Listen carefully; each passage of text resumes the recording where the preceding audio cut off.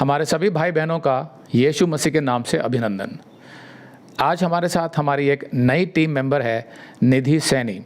दरअसल निधि हमारी मिनिस्ट्री से काफ़ी समय से जुड़ी हुई हैं। पहले वो यूट्यूब के मैसेजेस देखती थी, फिर वो वेबसाइट उन्होंने ज्वाइन किया और गहराई से बाइबल का अध्ययन करने लगे। तो वो पहले दूसरे स्टेट में रहती थी, लेकिन हाल ही में उनकी ट्रांसफ़र दिल्ली में हो गई, तो इसकी वजह से वो हमारे साथ यहाँ सर्विस में दिल्ली में आने लगी। तो हमने कहा चलो आज निधि से कुछ बातचीत कर ली जाए। तो आइए सबसे पहले निधि का स्वागत करते हैं। तो निधि, सबसे पहले आप हमें ये बताइए कि आप मसीह में कैसे आई? भैया, मैं हिंदू परिवार से हूँ। मेरा घर जो है वो रुड़की में है। तो मेरी ब्लाइंडनेस के कारण मेरे घर वालों ने मुझे शुरू से हॉस्टल में डाल दिया था। तो मैं देहरादून से पढ़ी हूँ। तो मेरी पढ़ाई पूरी होने के बाद 12th होने के बाद मुझे एक जॉब मिल गई थी मिशनरी स्कूल में। एज अ कंप्यूटर टीचर मैं वहाँ पे जॉब करती थी। तो वहाँ पर क्या होता था कि हर चीज़ का एक रूल होता था। मिशनरी स्कूल था तो प्रार्थना पे वहाँ पे ज़्यादा फोकस किया जाता था। तो वहाँ पे प्रार्थना का भी टाइम होता था, सुबह होती थी, शाम को होती थी, और स्कूल में असेंबली के टाइम पर होती थी प्रेयर। और संडे को जो है वो 2 से 2.5 घंटे का चर्च लगता था। तो उसमें यीशु मसीह के बारे में सिखाते थे, वचन सिखाते थे। तो जो रूल रेगुलेशन थे वहाँ के, वो मुझे बिल्कुल अच्छे नहीं लगते थे, क्योंकि हमने फ्रीली पढ़ाई की हुई है शुरू से ही। तो वहाँ पे एक बंधन टाइप का लगता था मुझे भी, और भी लड़कियाँ थीं, उन लोगों को भी। तो मुझे लगता था कि सच में ये लोग ज़बरदस्ती करते हैं हमसे रूल फॉलो करवाने के लिए। तो मुझे यही लगता था कि सच कहते हैं लोग कि ये लोग ज़बरदस्ती ही क्रिश्चियन बनाते हैं। मुझे ही नहीं, औरों को भी यही लगता था। तो आपको ऐसा लगता था कि ये जो इसलिए प्रार्थना करवाई जाती है रेगुलर, ताकि सब लोग धीरे धीरे उनका माइंड वॉश हो जाए और वो क्रिश्चियन बन जाए? हाँ जी, भले ही वो पर्सनली किसी को फोर्स नहीं करते थे कि आपको करना है, बट जो रूल्स थे वो सबके लिए थे। हाँ। तो ऐसे ही धीरे धीरे करके ये चलता रहा। प्रार्थना में जाते रहे, चर्च में भी जाते रहे। तो लगभग 1 साल के बाद मैं वहाँ पे 2011 में गई थी। तो 2012 में एक दिन ऐसा हुआ चर्च में, अक्टूबर या नवंबर की बात है, ध्यान नहीं है मुझे। तो प्रचारक जो है वो प्रचार कर रहे थे। तो एक लेडी जो है वो ज़ोर ज़ोर से चिल्लाने लग गई और अपने हाथ पैर पटकने लग गई, और उसने बाल खोल दिए अपने। तो उसको 2-3 लोगों ने पकड़ा, पर वो कंट्रोल नहीं हो पाई। तो 3-4 लोग उसको पकड़ के आगे पुलपिट पे प्रचारक के पास ले गए। तो आपको कैसा लगा उस लेडी को देख के अचानक? तो मुझे ये लगा कि मैंने ऐसा तो देखा तो है, तो ऐसे में तो, लेकिन हमने ये देखा है कि जैसे किसी के ऊपर देवी आती है तो वो ऐसा करता है। तो उस टाइम तो कुछ नहीं हुआ लेकिन वो जब प्रचारक के पास ले गए तो पास्टर जी जो है वो उनके लिए प्रार्थना कर रहे थे, और बाकी जो वर्शिप टीम थी वो भी प्रेयर कर रही थी उनके लिए। तो 10-15 मिनट तक प्रेयर करते रहे। फिर उन्होंने उसको, दुष्ट आत्मा को, निकाल दिया। वो मुझे नहीं पता था कि वो दुष्ट आत्मा है, क्योंकि हमें तो ये पता था कि वो देवी है। हाँ, तो बाइबल में स्पष्ट रूप से बताया हुआ है कि दुष्ट आत्माएं जो हैं वो गिराए गए स्वर्गदूत थे, जिन्होंने परमेश्वर के विरुद्ध विद्रोह किया था। उन्हें स्वर्ग से निकाल दिया गया था। तो उन्हें कुछ समय के लिए पृथ्वी पर अनुमति मिली हुई है रहने की, जिसके बाद उनका समय समाप्त हो जाएगा। तो वो लोगों के शरीर में घुस जाते हैं, और बाइबल में स्पष्ट है कि वो दुष्ट आत्माएं जब घुसती हैं तो मनुष्य बहुत सी हरकतें करता है। कभी चिल्लाता है, कभी बाल खोलता है, कभी बहुत तेज़ी से हाथ पैर हिलाता है, उसमें बहुत ताकत आ जाती है, क्योंकि अंदर दुष्ट आत्मा होती है। तो ये फ़र्क है। हमारे को बाइबल में स्पष्ट रूप से बताया गया है कि वो कोई देवी देवता नहीं है, वो सिर्फ दुष्ट आत्माएं होती हैं जो मनुष्य का बुरा चाहती हैं। तो ये निधि को पता नहीं था उस समय। तो उसके बाद क्या हुआ जब आपको पता चला ये? तो 10-15 मिनट के बाद जैसे उन्होंने प्रेयर करके उसको निकाल दिया, दुष्ट आत्मा को। तो मुझे यही लगा कि मैंने तो ऐसा देखा है कि वो खुद निकल के चले जाते हैं, और लोग उनसे अपने भविष्य के बारे में पूछते हैं और अपने दुख दर्द का निवारण पूछते हैं कि माता जी हमें ये बता दो, हमारे भविष्य में क्या होगा, इस तरीके से पूछते हैं, लेकिन उसको कोई निकालता नहीं है। तो ये बात मुझे थोड़ी अजीब सी लगी। तो मैंने जानना चाहा उस दिन से यीशु मसीह के बारे में। तो फिर चर्च के बाद एक लेडी हैं जो हमें सुबह और शाम को जो प्रेयर में सिखाती थी, काफ़ी ओल्ड है वो, मैं उनके पास गई। तो उनसे मैंने पूछा कि मुझे यीशु मसीह के बारे में थोड़ा जानना है कि वो कौन है। तो उन्होंने मुझे स्टोरी बताई शॉर्ट में। फिर मुझे कुछ समझ में आई, कुछ नहीं आई। तो उन्होंने मुझे एक बुक दी थी, यूहन्ना का सुसमाचार। तो वहाँ से भैया मेरे विश्वास की शुरुआत हुई। तो क्या चीज़ थी यूहन्ना में जो एकदम से आपको पकड़ लिया कि अरे ये तो कुछ अच्छा लग रहा है? यूहन्ना का जो 4th चैप्टर है वो मुझे सबसे अच्छा लगा था। जो वो स्त्री जब वो पानी भरने आई थी, तो मतलब जब यीशु मसीह ने उससे बात करी तो वो कह रही थी कि मैं तो यहाँ पे जल भरने आई हूँ। तो यीशु मसीह ने कहा कि अगर तू मेरे से मांगती तो मैं तुझे जीवन का जल देता। तो ये सामरी स्त्री की स्टोरी है जहाँ पर यहूदी जो थे वो सामरियों से दूर रहते थे हमेशा, तो लेकिन यीशु तो सबके लिए आया था, वो सबसे प्रेम करता था। तो सामरी स्त्री से उसने पानी मांगा तो सामरी स्त्री को बड़ा अजीब लगा, तुम तो यहूदी हो, तुम एक सामरी के हाथ से पानी कैसे ले सकते हो, जैसे हमारे देश में होता है छुआछूत। तो यीशु ही समझाने आया था कि छुआछूत परमेश्वर की तरफ से नहीं है। तो इसलिए यीशु ने फिर साथ में आत्मिक बात भी बताई, एक आध्यात्मिक बात, जिसमें ये बताया कि तुम जो जल मुझे दे रही हो उससे तो मेरी शारीरिक प्यास बुझेगी, लेकिन जो जल मैं देता हूँ उसके बाद तुम अनंत काल तक प्यासी नहीं होगी। तो वो उद्धार की बात कर रहे थे, अनंत काल के जीवन की बात कर रहे थे, जो सामरी स्त्री को बाद में समझ आई। तो लेकिन निधि, आप तो नई नई विश्वासी थी, तो आपको क्या समझ आया इसके बारे में? कुछ भैया उस टाइम इस वाले चैप्टर में तो कुछ ज़्यादा समझ नहीं आया, पर अच्छा लग रहा था। और दूसरा एक चैप्टर था इसी में ही है, वो एक जिसमें यीशु मसीह ने एक अंधे की आंखें ठीक करी थी, जबकि वो उसको जानते भी नहीं थे, पहचानते भी नहीं थे, ना ही वो ब्लाइंड व्यक्ति उसको जानता था। तो वो वाले चैप्टर ने भी मुझे बहुत ज़्यादा टच किया था। और काफ़ी सारी चीज़ें थी जो यूहन्ना में अच्छी लगी थी, लेकिन समझ में नहीं आया था इतना ज़्यादा। लेकिन एक और सवाल ये है कि आपके अपने विश्वास भी तो थे ना हिंदू देवी देवताओं को लेके, उसका क्या किया? इतना मैं नहीं करती थी उन लोग पे विश्वास। ठीक है, कोई मतलब टाइम टू टाइम कभी कोई अच्छा लग गया, कभी कोई किसी का सीरियल देख लिया वो अच्छा लग गया, या किसी के बारे में ज़्यादा प्रचार हो रहा है, या फिर कोई भी सीरियल आ रहा है, मूवी आ रही है तो वो अच्छा लग गया। ऐसा कोई नहीं था कि पर्टिकुलर कोई अच्छा लगता है। तो आपने कभी भी गहराई से जानने की कोशिश क्यों नहीं करी हिंदू धर्म के विश्वास के बारे में? क्योंकि भैया एक तो मेरे परिवार में भी कोई नहीं मानता। हिंदू परिवार के जो रीति रिवाज होते हैं हिंदू धर्म के, वो भी मेरे परिवार में ज़्यादा नहीं फॉलो करते, क्योंकि वो लोग सत्संगी हैं सारे के सारे। तो इसलिए मुझे कुछ नहीं पता था इन सब के बारे में। तो कभी ये ख्याल नहीं आया कि परमेश्वर कौन है, किसने मुझे बनाया, और फिर मेरी आंखें क्यों खराब बनाई, ऐसे सवाल नहीं थे माइंड में? नहीं, ये सब तो मैंने नहीं सोचा कभी भी, क्योंकि मैं शुरू से हॉस्टल में चली गई थी, तो मुझे घर से ज़्यादा वहाँ पे अच्छा लगता था, क्योंकि साथ के फ्रेंड्स लोग रहते थे, तो वहीं पे ज़्यादा अच्छा लगता था। ओके। तो फिर आपको यूहन्ना की वजह से यीशु मसीह में इंटरेस्ट आने लगा, तो फिर उसके बाद आपका ये मसीही सफ़र थोड़ा सा कैसे आगे बढ़ा? तो भैया ऐसे 2012 में मैं जैसे थोड़ा थोड़ा विश्वास करने लगी थी, तो फिर 14 में मैं लखनऊ में चली गई थी 16 तक। फिर वहाँ पे कुछ नहीं मिला सीखने के लिए, तो फिर थोड़ा सा बैकस्लाइड ही हो गई थी। वैसे तो सुबह शाम प्रेयर करती थी फॉर्मेलिटी के तौर पे, मैं अपनी बाइबल भी पढ़ती थी, समझ में आए चाहे ना आए, पर क्योंकि मुझे एक थोड़ा सा वो हो गया था कि हाँ मुझे प्रेयर करनी है यीशु मसीह से, और वो ठीक है, वो है गॉड, मुझे ये लगता था। उसके बाद मतलब मुझे कोई अच्छा नहीं लगता था। वो जैसे पहले मैं भगवान को चूज़ कर लेती थी ना, कि ये पहले शिव भगवान अच्छे लग रहे हैं, शेरा वाली अच्छी लग रही है, तो ऐसे ही शायद मैंने यीशु मसीह को चूज़ कर लिया था कि ये अच्छे लग रहे हैं, लेकिन उनके बाद कोई नहीं अच्छा लगा। लेकिन क्या आपने यीशु मसीह को जो स्वीकार किया था वो उस रूप में स्वीकार किया था जहाँ पर कि उद्धार होता है मनुष्य का? ये उद्धार तो भैया पता ही नहीं था मुझे, उद्धार क्या होता है। ये तो जब मैं आपके वीडियोस से जुड़ी थी तभी पता चला था। तो मतलब आप हमारे वीडियो से जुड़ने से पहले 2011 से लेकर 2017 तक आप चर्च जाते थे और वचन भी पढ़ते थे, प्रचार भी सुनते थे, लेकिन स्पष्ट रूप से कभी समझ नहीं आया कि उद्धार कैसे होता है मनुष्य का? नहीं, उद्धार का शब्द ही नहीं पता था कि क्या होता है। तो बाद में वो आपके वीडियो से ही मालूम चला था उद्धार, जब आपने बताया था। तो ये एक समस्या है कि चर्च तो बहुत से चल रहे हैं हमारे देश में, लेकिन जो बाइबल का सही ज्ञान है, जो मुख्य समाचार है कि मृत्यु के बाद क्या होता है मनुष्य का, वो कहाँ जाता है, और अनंत काल का जीवन जो स्वर्ग में है, जो परमेश्वर ने मनुष्य के लिए निश्चित किया हुआ है, वो कैसे प्राप्त हो सकता है, अगर यही शिक्षा नहीं दी जा रही है तो फिर चर्चों का कोई लाभ नहीं है। तो ये एक समस्या है, इसकी वजह से हमें यूट्यूब पे मैसेजेस क्लियर डालने पड़े ताकि लोगों को समझ आए। तो निधि, फिर आप किसी वजह से हमारे चैनल से कैसे जुड़ी? भैया मेरी एक फ्रेंड है, उसने मुझे आपके चैनल का लिंक भेजा था, 2018 में भेजा था उसने। आपका एक लिंक था, क्या नाम था उसका, स्त्रियों का श्रृंगार करना या गहने पहनना, फैशन करना, इस टाइप से कोई मैसेज था। तो मैंने वो सुना तो मुझे सही लगा वैसे तो।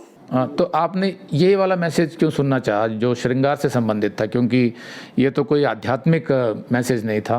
वो मेरे को लिंक भेजा गया था, इसलिए मैंने वही सुना था, जैसा मुझे भेजा मैंने सुन लिया। लेकिन आपको वो वाला लिंक भेजा ही क्यों? अब ये तो मुझे नहीं पता, बस उसने, एक फ्रेंड है मेरी, उसने भेजा था, उसकी न्यू मैरिज हुई थी उस टाइम पे। अच्छा, न्यू मैरिज हुई थी उनकी, इसलिए भेजा। क्या वो क्रिश्चियन थी? हाँ, वो बिलीवर है, वो भी बिलीवर है। हाँ जी। ओके, तो उनको अच्छा लगा था मैसेज? हाँ, वो आपके मैसेज ही सुनती हैं वो भी। ओके, तो फिर उस मैसेज में क्या समझ आया आपको? तो उसमें मुझे ये समझ में आया, क्योंकि मेरी भी 2017 में ही मैरिज हुई थी, तो मुझे ये समझ आया कि हमें किस हद तक गहने पहनने चाहिए और किस हद तक मेकअप करना चाहिए और किस तरीके के कपड़े पहनने चाहिए। तो ये सारी चीज़ें मुझे उसमें समझ आई थी। फिर मैंने आपका चैनल विज़िट किया था। ओके। तो पहले तो मैं आपको बता देता हूँ, उसके बारे में, श्रृंगार के बारे में हमारा ये पूरा संदेश है। लेकिन वचन यही सिखाता है कि जिसके अंदर वचन चला जाता है और वो वचन में बढ़ने लग जाता है तो अपने आप उसके जीवन में सादगी आ जाती है। तो ऐसी कोई लाइन नहीं किसी ने खींच के रखी हुई है कि भाई आपको ये पहनना है, ये नहीं पहनना है, या ऐसे इतने गहने पहनने हैं। लेकिन पवित्र आत्मा जब आपके अंदर काम करता है तो वो अपने आप बताते जाता है कि हाँ भाई, मेरा जो जीवन है वो सादगी में सबसे अच्छा लगता है परमेश्वर को।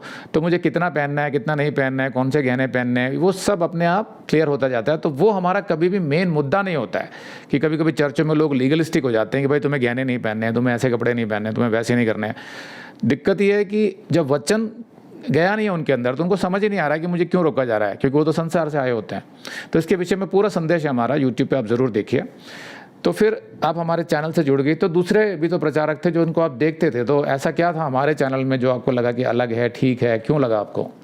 भैया मैंने 1 साल तक पूरा 2017 से लेके 18 तक, जब तक आपका मैसेज नहीं मिला था तब तक मैंने और बहुत सारे प्रचारकों को देखा, जिनको मैंने लाइव भी देखा था और यूट्यूब पर भी देखा था मैंने सर्च करके। और कई चैनल ऐसे थे जो खुद ही आ जाते थे सामने, जैसे वीडियो सर्च करते रहते तो अपना आप आ जाते हैं।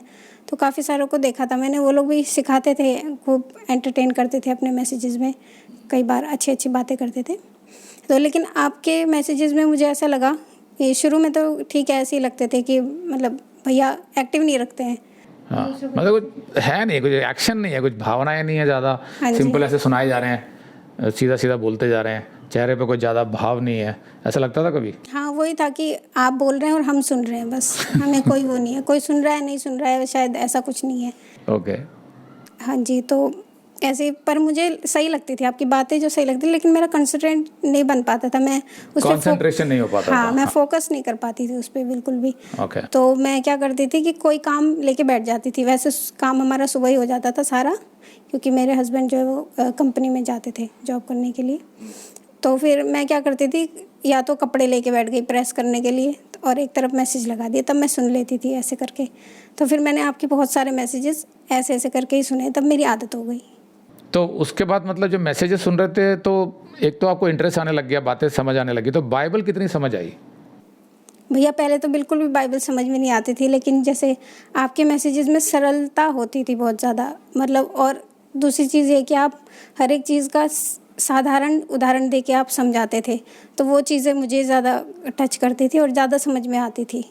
तो उससे आपका इंटरेस्ट बढ़ा बाइबल में कि हाँ अब मुझे बाइबल ज़्यादा समझ आ रही है, तो ज़्यादा मज़ा आ रहा है बाइबल पढ़ने में, अच्छा लग रहा है, मन करता है पढ़ने का, ऐसा लगा? हाँ जी, मैं आपके एक एक मैसेज को कई कई बार सुनती थी और मुझे वही खुशी मिलती थी जो पहली बार खुशी मिली थी। ओके। तो चलो, एक तो अब बाइबल समझ आ रही है, अच्छे से आगे भी बढ़ रहे हैं आप, तो अब फिर कैसे, मतलब ऐसा सिचुएशन आया कि आप दूसरों को सुनते थे, हमारे भी सुनते थे, फिर दोनों में अंतर लगा, तो फिर क्या किया आपने? पहली बार तो भैया जब मैं औरों के मैसेजेस सुनती थी तो खुशी उनमें भी होती थी, अच्छा लगता था। लेकिन जब आपके मैसेज सुनते थे वो खुशी परमानेंट रहती थी हमेशा, मतलब ऐसा नहीं होता था कि उस टाइम सुना अच्छा लगा फिर बाद में भूल गए, ऐसे नहीं था। तो आपको कैसे पता था कि जो हम सिखा रहे हैं वो सच है? क्योंकि अच्छा लगना एक अलग बात होती है, जैसे आप एक अच्छी फिल्म देख लेते हो आपको अच्छा लगता है, लेकिन उसमें सच्चाई कितनी है ये कैसे समझ आया?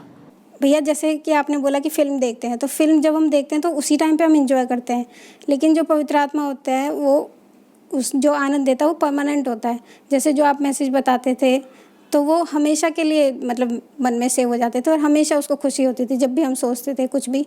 तो मुझे इससे पता चला कि पवित्र आत्मा ने आपके मैसेजेस के लिए मेरे को सहमति दी है कि हाँ ये सही है। ओके।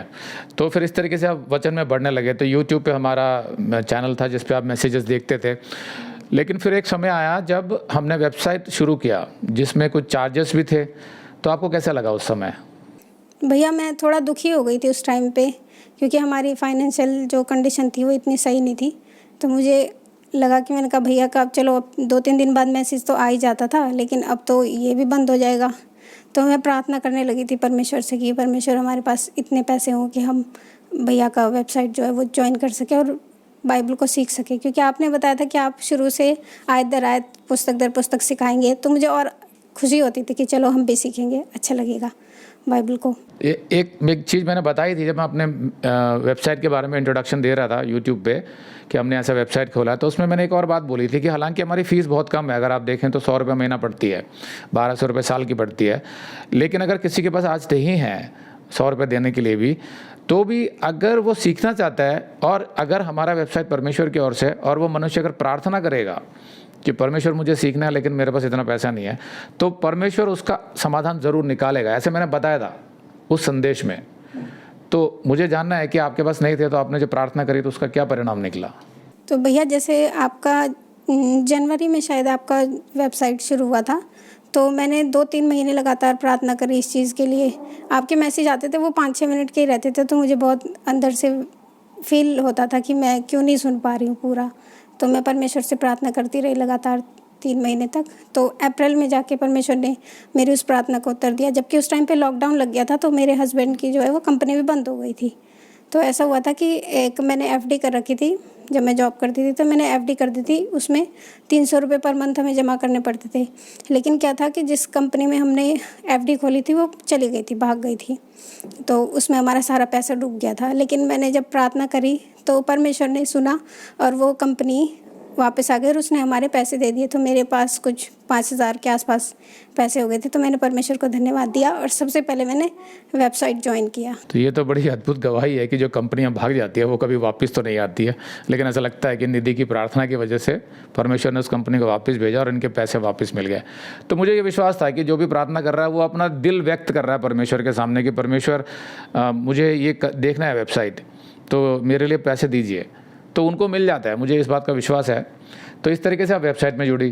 तो अब सवाल ये है कि वेबसाइट में तो हम आयत दर आयत सिखाते हैं, तो उसमें कुछ ज़्यादा मनोरंजन नहीं होता है, और वो इतना मतलब जैसे यूट्यूब में प्रैक्टिकल मैसेजेस देते थे हम, तो ये तो आयत दर आयत है, तो जो आयत में लिखा है वही समझाना पड़ेगा मुझे।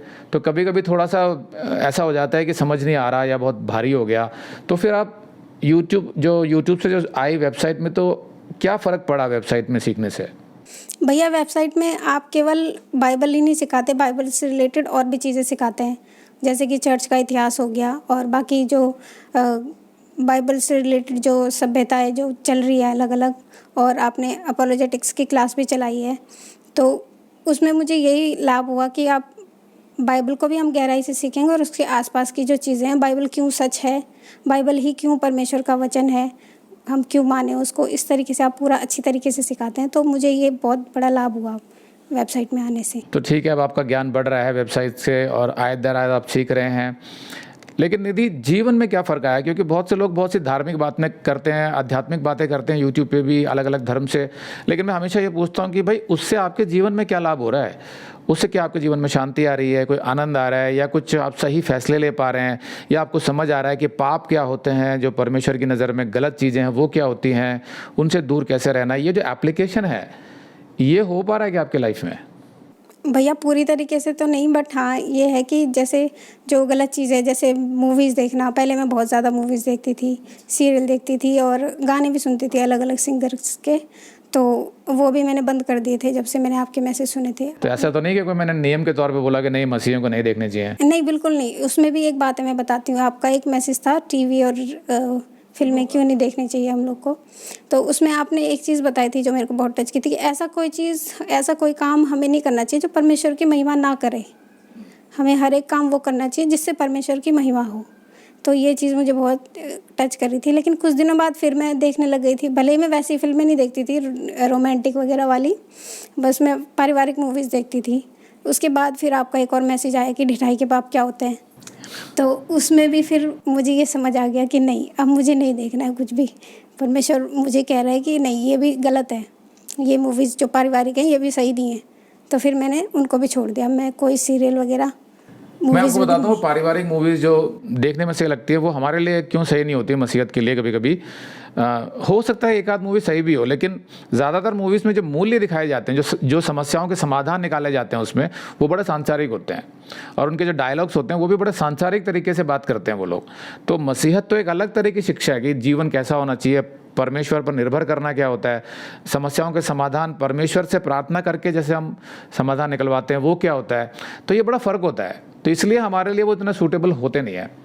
तो ये तो हो गई फिल्मों की बातें, और जो आपने बोला कि जीवन में जो लाभ आया, उसका कोई ऐसा उदाहरण दे सकते हैं कि हाँ मैंने ये कभी स्टैंड लिया यीशु मसीह के लिए, चाहे अपने स्कूल में या कहीं पर भी?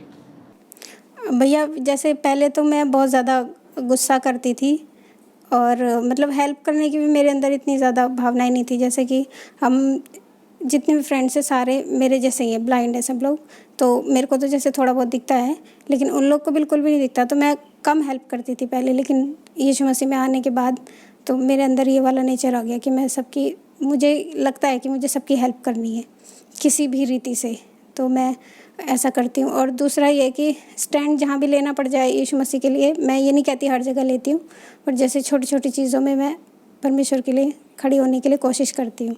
कोई उदाहरण? जैसे हमारे स्कूल में क्या होता है कि प्रेयर होती है, असेंबली, तो वहाँ पर प्रार्थना जो होती है हिंदू के हिसाब से होती है। तो मैंने सर को अपने बोला था कि सर मैं ये नहीं करवा पाऊँगी क्योंकि मैं ये सब चीज़ें नहीं मानती हूँ। तो उन्होंने कहा कि फिर मैंने उनके सामने एक सजेशन रखा था कि क्या हम मतलब अपनी तरफ से कोई गाना उसमें डाल सकती हूँ, तो उन्होंने हाँ कर दिया था इस चीज़ के लिए। तो मैं पहले घबरा रही थी कि मैं उनसे कैसे बात करूँ, क्योंकि वो थोड़ा ठीक नहीं थे पहले, मतलब अच्छे से बात नहीं करते थे, लेकिन अब वो बिल्कुल अच्छे हो गए हैं और ठीक से बात करते हैं। मतलब जब मैंने प्रार्थना करी थी और मैंने भैया को भी इस चीज़ के बारे में बताया, तो भैया ने बोला कि आप एक बार बात करके देखो उनसे कि क्या उनका रिएक्शन कैसा होता है। वो एक उसका कारण ये है कि कभी कभी मसीह सोचता है कि जैसे मैं बोलूँगा बुरा मान जाएगा, मेरी नौकरी को खतरा हो जाएगा। लेकिन आप एक बार परमेश्वर पर विश्वास करके बात तो प्यार से करके देखिए पहले। हाँ, तो फिर मैंने उनसे बात करी थी, तो उन्होंने कह दिया था कि ठीक है आप अपने हिसाब से कर लिया करो। और उसके बाद से उनका नेचर भी अच्छा हो गया मेरे प्रति। वो कभी गुस्सा नहीं करते और जो भी बात होती है मैं उनसे क्लियरली बोल देती हूँ। तो ये तो मैं यही कह सकता हूँ कि ये तो यीशु मसीह का ही काम है। वो कैसे लोगों के दिल चेंज करता है हमारे प्रति हमें नहीं पता लेकिन वो कुछ ना कुछ करता है। तो अब आपके स्कूल में जो बाकी कॉलीग्स हैं, जो दूसरे टीचर्स हैं, वो आपके विश्वास के बारे में जानते हैं, आपने बताया है या कैसा है? हाँ, मैंने उनको बता रखा है, लेकिन वो लोग फिर भी इतना नहीं समझ पाते हैं उस चीज़ को। शायद मेरे अंदर ही कमी होगी कि मैं उन्हें ठीक से नहीं बता पाती, तो लेकिन उन्हें ये पता है कि मैं जीसस पे बिलीव करती हूँ। फिर भी वो मुझसे जैसे मैं अगर कभी फ्री बैठी हूँ तो मैं मैसेज सुन लेती हूँ भैया के, तो वो उस चीज़ को नहीं समझ पाते हैं। बस वो यूँ ही कहते हैं कि आप तो जवानी में ही ये प्रवचन सुन रहे हो, इस तरीके से। वो थोड़ा समझ नहीं पाते इस चीज़ को, पर अभी टाइम भी कितना हुआ है, थोड़ा ही हुआ है, धीरे धीरे करके समझेंगे। अच्छा, तो ये होता है कि दूसरे धर्मों में अक्सर ये बोला जाता है, अरे भाई जवानी प्रवचन सुनने के लिए नहीं होती है, थोड़ा रंग बिरंगे कार्यक्रम करा करो। लेकिन मसीहत सिखाती है कि बहुत छोटे से ही आप परमेश्वर को अगर आप जान लोगे तो आपके जीवन में शुरू से शांति रहेगी, आप सच्चाई के रास्ते पर चल पाएंगे, सही फैसले अपने जीवन में ले पाएंगे। तो इस इंटरव्यू को बंद करने से पहले मैं निधि से पूछना चाहता हूँ कि क्या आप कुछ और बताना चाहती हैं जो मैंने नहीं पूछा हो? नहीं भैया, मुझे आपकी शिक्षाओं से जो लाभ हुआ है मैं वो बताना चाहती हूँ छोटे से शब्दों में। जैसे मुझे सबसे ज़्यादा कन्फ्यूज़न रहती थी अन्य भाषा को लेकर, तो जब मैंने आपका चैनल विज़िट किया, एक्चुअली क्या हुआ था कि मेरा जब बैप्टिज़म हुआ था 2017 में, तो मेरी एक स्टूडेंट है, वो काफ़ी छोटे से ही उसी स्कूल में पढ़ती थी जहाँ मैं पढ़ाती थी। तो उसने मुझे कहा था कि मैम आपको बैप्टिज़म आपने ले लिया है, लेकिन अब आपको पवित्र आत्मा के बपतिस्मा की ज़रूरत है। आप परमेश्वर से ये प्रार्थना करना कि पवित्र आत्मा का बपतिस्मा आपको परमेश्वर दे। ओके, तो ये गलत शिक्षाएं चर्चों में चलती हैं कि जब आपको उद्धार हो जाता है वो कहते हैं कि नहीं आपको अभी पवित्र आत्मा नहीं मिला है, जबकि उद्धार के समय ही पवित्र आत्मा मिल जाता है। ये हमने अपने कई संदेशों में क्लियर किया है। जो आयतें कुछ ऐसी हैं जिनको पढ़ने से कभी कभी ऐसा लगता है, जैसे पौलुस ने सिर पे हाथ रखा तो पवित्र आत्मा मिला, तो कभी कभी ऐसा लगता है कि शायद पवित्र आत्मा बाद में मिलता है, उसके लिए कुछ करना पड़ता है, लेकिन ऐसा है नहीं। तो निधि का क्या एक्सपीरियंस था?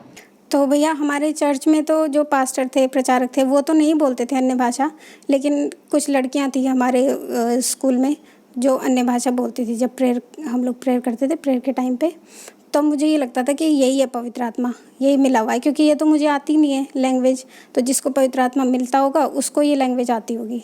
तो आपको दुख होता था कि अभी तक आपको पवित्र आत्मा नहीं मिला? बहुत ज़्यादा, मैं बहुत ज़्यादा रोती थी परमेश्वर के सामने कि प्रभु मेरे को पवित्र आत्मा नहीं मिला, शायद मेरे अंदर कौन सी कमी है, मेरे को बताओ कि जो मैं उसको पूरा करूं। तो फिर ऐसी मैं आपके वीडियोस तो देखती थी, फिर आपका चैनल मैंने विज़िट किया तो उसमें मेरे को अन्य भाषा और अनन्य भाषा वाला जो मैसेज था वो मिला। फिर मैंने उसको पूरा देखा अच्छी तरीके से, 2-3 बार लंबा देखा। है वो 1 घंटे का? हाँ जी, बहुत लंबा है वो। तो उसको मैंने 2-3 बार देखा, अच्छे से देखा। तो उस दिन मुझे बहुत ज़्यादा खुशी हुई थी। मैं बहुत खुश हुई थी कि परमेश्वर, मैं पहले यही सोचती थी कि मेरे को परमेश्वर प्यार नहीं करते शायद, तो इसलिए मेरे को उन्होंने अपना पवित्र आत्मा नहीं दिया। तो उस दिन मैं बहुत खुशी हुई थी कि अन्य भाषा जो है वो कुछ नहीं है।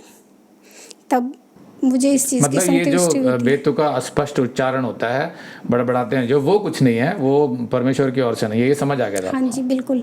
तब फिर मैं संतुष्ट हो गई थी कि नहीं, पवित्र आत्मा मेरे पास है, मुझे मिला हुआ है। परमेश्वर मेरे से उतना ही प्यार करते हैं जितना इन लोगों से करते हैं जो अन्य भाषा बोलते हैं। हाँ, लेकिन आपको ये दिखाई दिया था कि जो लोग ये अन्य भाषा में जो बेतुके उच्चारण करते थे, उनके जीवन में कोई ज़्यादा अंतर नहीं होता था, हाँ जी, ये तो सांसारिक है। जीवन जीते थे वो। बिल्कुल। तो ये आपने देखा था अपने वहाँ हॉस्टल? हाँ जी, हाँ जी, देखा है बिल्कुल। वही लड़ाई करना, दूसरों से हेल्प ना करना, किसी की झूठ बोलना, वो सारी चीज़ें तो होती ही थी। तो ये जो दावा किया जाता है कि इस तरह की भाषा बोलने से हमारी आत्मिक उन्नति होती है, वो उनके जीवन में दिखाई नहीं देती, जो एक और सबूत होता है इस बात का कि ये परमेश्वर की ओर से है नहीं। अगर वो परमेश्वर की ओर से होता तो उनके जीवन में सबसे पहले फ़र्क आता। तो ये स्पष्ट हो गया था आपको? जी भैया। ठीक है। तो अब आप संतुष्ट हैं अपने जीवन से यीशु मसीह के साथ? कोई ऐसा संदेह तो नहीं है यीशु मसीह को लेकर? बिल्कुल नहीं, अब कोई मेरे को हिला नहीं सकता। और चाहे कोई अब इससे भी अच्छा आ जाए, कोई और भी कुछ करके दिखा दे, तो मैं नहीं हट सकती यीशु मसीह से, क्योंकि मुझे पता है कि वही सच है। और ये जो वेबसाइट से आप सीख रहे हैं, इसको आप बारीकी से सीखते जा रहे हैं, तो इसमें आपको ऐसा लग रहा है कि हाँ, मुझे कंटिन्यू करनी है हाँ स्टडीज़? बिल्कुल, यही मुझे सीखना है, यहीं से ही सीखना है। चलिए, तो बहुत अच्छा लगा निधि आपसे बात करके और आपकी गवाही सुन के। तो हम ये प्रार्थना करते हैं कि आप यीशु मसीह में बढ़ते रहें। तो यहीं पर हम अपना इंटरव्यू ख़त्म करते हैं और सभी भाई बहनों को यीशु मसीह के नाम से अभिनंदन। आमीन।